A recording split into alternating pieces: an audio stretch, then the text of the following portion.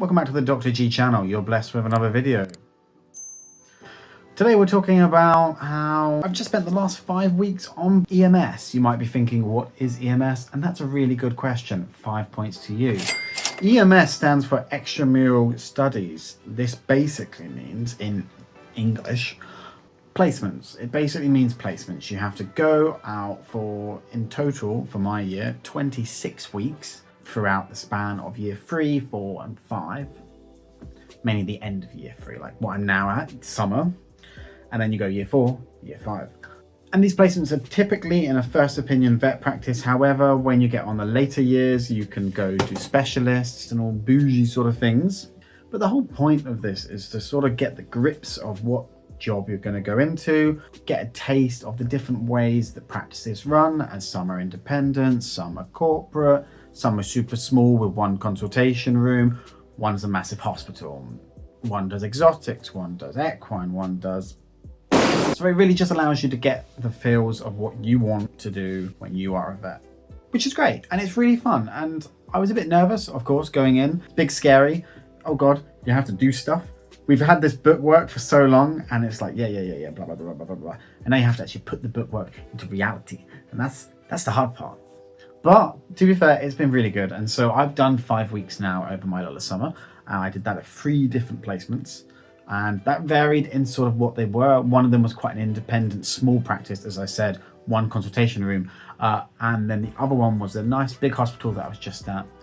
And it was great. It was a really good experience to sort of get the feels of how they run, and they have different protocols, but they're all great and they give you lots of opportunities. And you might be wondering, oh my God, tell me what the opportunities are. You just keep saying it was great.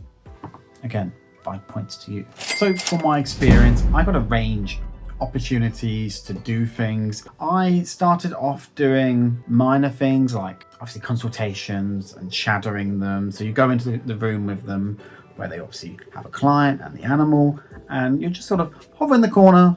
You'll be a little corner goblin watching everything, and you're there like, okay. And then you do other jobs like where you'll get the vaccine for them, you get the needles for them, you might even draw up the vaccines, you know. Woo!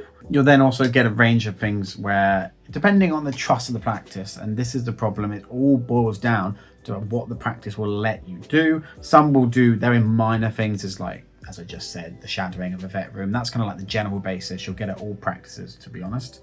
And then depending on what they can offer will depend on what you can do. But I got to do all of that, consultation stuff. I got to do getting bloods. I did IV placement. I've done intubation. Obviously, the more confidence you build with a practice, the more they let you do. And so at the end of the placement I had 2 weeks there. And I got very sort of chill with everyone. They allowed me to do a castration on a cat, which was very cool. I was pooping it. I still am pooping it, thinking about it.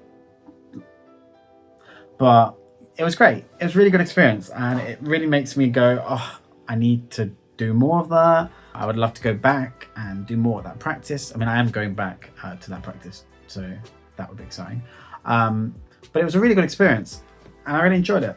And so you book all these placements yourself. And so I've booked a couple of weeks at an exotic vet because I want to be an exotic vet myself. I like rodents, I like avian, I like all the birds in that. That's what avian is, by the way.